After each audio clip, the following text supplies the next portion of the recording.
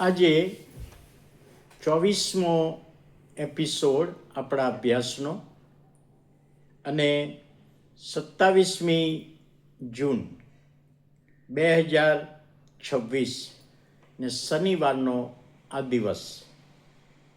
હવે ગઈકાલે આપણે જોયું હતું કે હલવાને પેલું બંધ કરેલું ઓળિયું ઈશ્વર પિતાના હાથમાંથી લીધું, એટલે કે હવે એ ખોલવાને માટે સમર્થ છે. અને વડીલો અને પ્રાણીઓ પગમાં પડી ગયા, આભાર માન્યો અને સ્તુતિ કરી. સ્વર્ગમાં હજારો ને લાખો દૂતો સ્તુતિ કરતા હતા. હવે આજે આપણે આગળ જોવા માગીએ છીએ કે ઓળિયું લીધું અને ઓળિયું લીધા પછી જ્યારે ખોલવામાં આવશે ત્યારે શું થશે. મંડળી એટલે કે આપણે વિશ્વાસ કરનારાઓ ગમનમાં છીએ, પ્રભુ લઈ ગયા છે આપણને. બંધ ઓળિયું ઈસુએ હાથમાં લીધું, ત્યાં સ્તુતિ આરાધના કરે છે. એક પછી એક મુદ્રા, જે 7 મુદ્રા છે એ ખોલવામાં આવશે અને પૃથ્વી પર 7 વર્ષનો સમય. હવે 7 વર્ષના 2 ભાગ છે.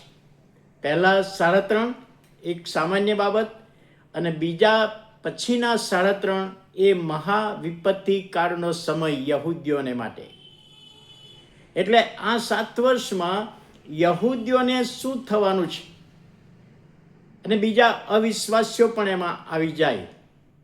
તો યહૂદીઓ માટે આપણે જોવાના છીએ. તો યહૂદીઓ વિશે થોડી માહિતી આપણે જાણવી જરૂરી પડે. આપણે જાણીએ છીએ ઇબ્રાહીમને યહોવાએ તેડું આપ્યું. ઉત્પત્તિ 12મો અધ્યાય અને 1લી કલમ ત્યાં લખ્યું છે, અને યહોવાએ ઇબ્રાહીમને કહ્યું કે તારો દેશ તથા તારા સગા તથા તારા બાપનું ઘર મૂકીને જે દેશ હું તને દેખાડું તેમાં જા. એટલે મૂર્તિ પૂજક, અને એમાંથી ઇબ્રાહીમને યહોવાએ બહાર કાઢ્યો. તારો કુટુંબ મૂકી દે, તારો દેશ મૂકી દે, તારા સગા અને તારા બાપનું ઘર મૂકીને તું નીકળી જા. અને ત્યાર પછી 15મો અધ્યાય ને 4થી કલમમાં યહોવાએ ઇબ્રાહીમને વચન આપેલું કે તને તારા પોતાનો દીકરો થશે, આકાશના તારા જેટલા તારા સંતાનો થશે. એ વચનને પ્રોમિસ યહોવાએ ઇબ્રાહીમને આપેલું. પણ લગ્ન જીવનમાં બાળક થયું નહીં. એટલે ઉત્પત્તિ 16 અને 4, ઉત્પત્તિ 16 અને 4માં સારાએ, ઇબ્રાહીમની પત્નીએ ઇબ્રાહીમને કહ્યું કે મને બાળક થતા નથી, અને માટે મારી જે હાગાર દાસી છે એની સાથે તું પત્ની તરીકેનો સંબંધ રાખ. હવે તે વખતના સમય પ્રમાણે એ માન્ય ગણાતું હતું, તે વખતના સમય પ્રમાણે. એટલે ઇબ્રાહીમે સ્વીકાર્યું. અને સારાનાથી જે દીકરો જન્મ્યો એ જે સારાના કહેવા પ્રમાણે એની દાસી હાગારની સાથે પત્ની તરીકેનો સંબંધ રાખ્યો. અને હાગારને જે દીકરો જન્મ્યો એનું નામ ઇસ્માઇલ, કે જે મુસ્લિમ પ્રજા એમાંથી થઈ, એ આપણે જાણીએ છીએ. હવે ત્યાર પછી 17મો અધ્યાય ને 20મી કલમ યહોવાએ કહ્યું કે આ ઇસ્માઇલ દ્વારા પણ હું મોટી પ્રજા ઉત્પન્ન કરવાનો છું. અને 17મો અધ્યાય ને 19મી કલમ સારાની મારફત ઈસાકનો જન્મ થયો. એટલે ઇસ્માઇલ અને ઈસાક 2 દીકરા. હવે જ્યારે ઇસ્માઇલથી જે આખી પ્રજા થઈ એ બીજી પ્રજા થઈ, અને જ્યારે ઈસાક દ્વારા જે આગળ જતા યાકૂબના બાર દીકરા અને ઇસરાયેલી પ્રજા એ આખી જુદી થઈ. હવે જ્યારે 586માં જે મંદિર નબૂખદનેઝરે તોડેલું, તે વખતે ઘણા બધા યહૂદીઓ વિખરાઈ ગયા. અને ત્યાર પછી પ્રભુ ઈસુના મરણ પછી 70ની સાલમાં યરૂશલેમનું મંદિર જ્યારે તોડવામાં આવ્યું, તીતસ છે, અને તે વખતે યહૂદીઓ સતાવણીના કારણે ઘણા બધા યહૂદીઓ નીકળી ગયા અને ખ્રિસ્તીઓ નીકળી ગયા. પણ યહૂદીઓ જુદા જુદા 102 દેશમાં ગયા, વર્લ્ડમાં, દુનિયામાં.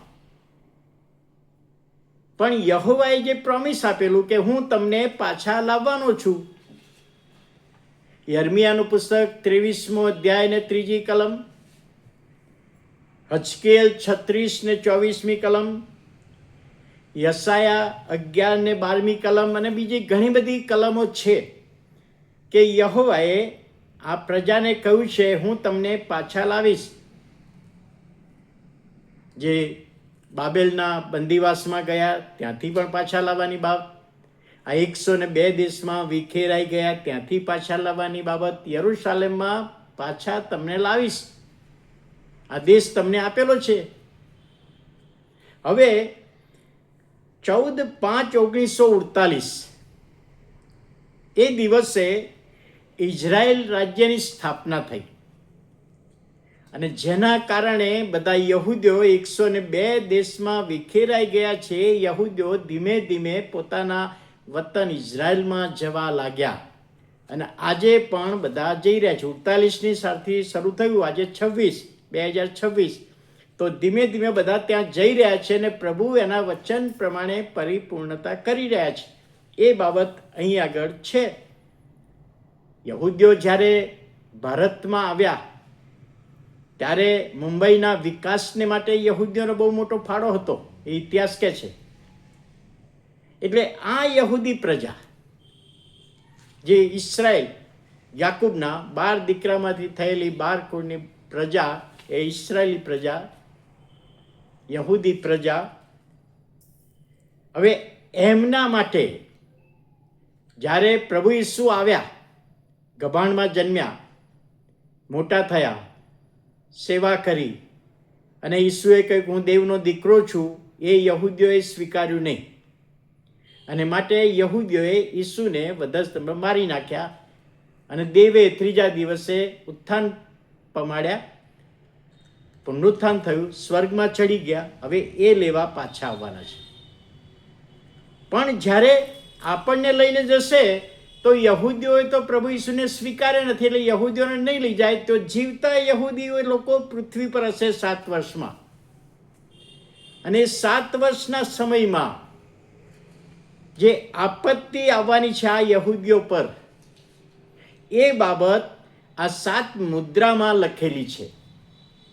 એટલે આજે આપણે એ બાબત જોઈએ છીએ કે યહૂદી પ્રજા, અને ત્યાર પછી જે 3.5 વર્ષ અને 3.5 વર્ષ 2 ભાગ પાડેલા છે. પ્રકટીકરણનું પુસ્તક તેનો 22મો અધ્યાય ને 11મી કલમ, 12મો અધ્યાય ને 14મી કલમ, ત્યાં લખવામાં આવ્યું છે કાળ, કાળો અને અડધો કાળ, સમય, સમયો અને અડધો સમય. એટલે 1 વર્ષ, 2 વર્ષ ને અડધું વર્ષ, એટલે 3.5 વર્ષ, 1260 દિવસ, 42 મહિના, એ પ્રકટીકરણમાં અને દાનિયેલના પુસ્તકમાં આપણે જોઈએ છે, અને આગળ આપણે જોવાના છીએ. પણ આ બાબત જે 3.5 વર્ષનો સમય, 3.5 વર્ષનો જે સમયગાળો, એમાં યહૂદીઓને જે તકલીફો આવશે, જે વિપત્તિઓ આવશે, એ બધી બાબત આ 7 મુદ્રા જેમ ખોલવામાં આવશે એમ આપણને આગળ સમજ પડશે.